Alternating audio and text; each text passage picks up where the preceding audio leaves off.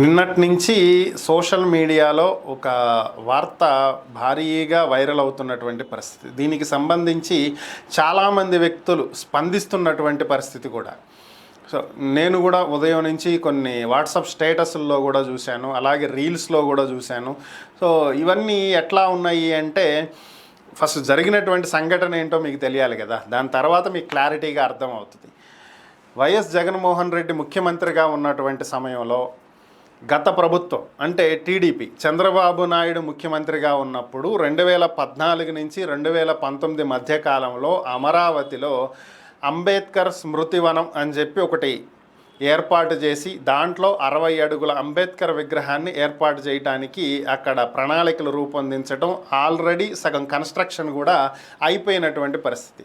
ఆ తరువాత 2019లో టీడీపీ అధికారంలో నుంచి పోయింది. 2019లో అధికారంలోకి వచ్చిన వైఎస్ఆర్ కాంగ్రెస్ పార్టీ ముఖ్యమంత్రి వైఎస్ జగన్మోహన్ రెడ్డి విజయవాడ మధ్యలో స్వరాజ్ మైదాన్ అంటే చాలా తక్కువ మందికి తెలుస్తుంది, పీడబ్ల్యూడి గ్రౌండ్స్ అంటే అందరికీ తెలుస్తుంది.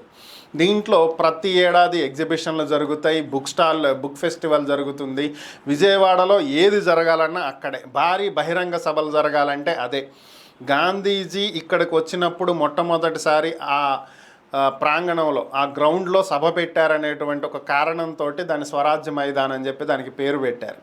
సో 24 ఎకరాల సువిశాల స్థలం కార్పొరేషన్కి సంబంధించి ఈ స్థలాన్ని అంబేద్కర్ స్మృతివనంగా మార్చేసి 125 అడుగుల అంబేద్కర్ విగ్రహాన్ని ఏర్పాటు చేశారు. దీనికి గాను దాదాపుగా 450 కోట్ల రూపాయలు ఖర్చు పెట్టారు. ఇదంతా బాగానే ఉంది. స్టాచ్యూ ఆఫ్ సోషల్ జస్టిస్ అని చెప్పి పేరు పెట్టారు. ఈ ఏడాది జనవరి 19వ తేదీన దీన్ని ఘనంగా ఇనాగరేట్ చేశారు. దీనికి చూడటానికి ఎంట్రీ టికెట్ 5 రూపాయలు 10 రూపాయలు పెట్టారు. ఇక్కడ వరకు బాగానే ఉంది. అయితే నిన్న నైట్ ఎవరో ఈ విగ్రహం కింద ఉన్నటువంటి ఒక శిలాఫలకం, దీని మీద డాక్టర్ బిఆర్ అంబేద్కర్ విగ్రహం ఆవిష్కరించినటువంటి వ్యక్తి శ్రీ వైఎస్ జగన్మోహన్ రెడ్డి గారు, ముఖ్యమంత్రి వర్యులు. Inauguration date 19/1/2024. సో ఇది అక్కడ ఉండేటువంటి పేర్లు అనమాట. దీంట్లో కేవలం శ్రీ వైఎస్ జగన్మోహన్ రెడ్డి ముఖ్యమంత్రి వర్యులు ఇంతవరకు అక్షరాలను పీకేసి తీసుకెళ్లారు ఎవరో. సో ఇది ఎవరనేది తెలీదు. కానీ సోషల్ మీడియాలో మాత్రం ఏ రేంజ్లో దీని మీద వైరల్ అవుతుంది అంటే, అంబేద్కర్ విగ్రహాన్ని కూలగొట్టడానికి డిసైడ్ అయ్యారని, అంబేద్కర్ విగ్రహానికి అవమానం జరిగిందని, అంబేద్కర్ పేరు పీకేశారని, అంబేద్కర్ విగ్రహం మీద దాడి చేశారని, ఇలా ఒక రకంగా కాదు రకరకాలుగా దీని మీద ప్రచారం జరుగుతుంది. అయితే ఇంకొంతమంది ఇంకో స్టెప్ ముందుకేసి, అంబేద్కర్ మీద దాడి జరిగితే, అంబేద్కర్ విగ్రహాన్ని తొలగిస్తే, అంబేద్కర్ విగ్రహం మీద ఏదైనా సరే చర్యలకు పాల్పడితే మేము చూస్తూ ఊరుకోము, ఆంధ్రప్రదేశ్ని బంగ్లాదేశ్ చేస్తాము. సో ఇలాంటి ప్రకటనలు సోషల్ మీడియాలో. ఓవరాల్గా అసలు అక్కడ జరిగింది ఏంటో తెలుసుకోవాలి. ఏం జరిగిందో తెలుసుకున్న తర్వాత దీని గురించి స్పందిస్తే బాగుంటుంది. సో దీనికి సంబంధించి విజయవాడ పోలీస్ కమిషనర్ స్పందించడం జరిగింది. ఆ విగ్రహం ఉన్నటువంటి గ్రౌండ్కి దగ్గరలోనే పోలీస్ కమిషనర్ ఆఫీస్ కూడా ఉండేది.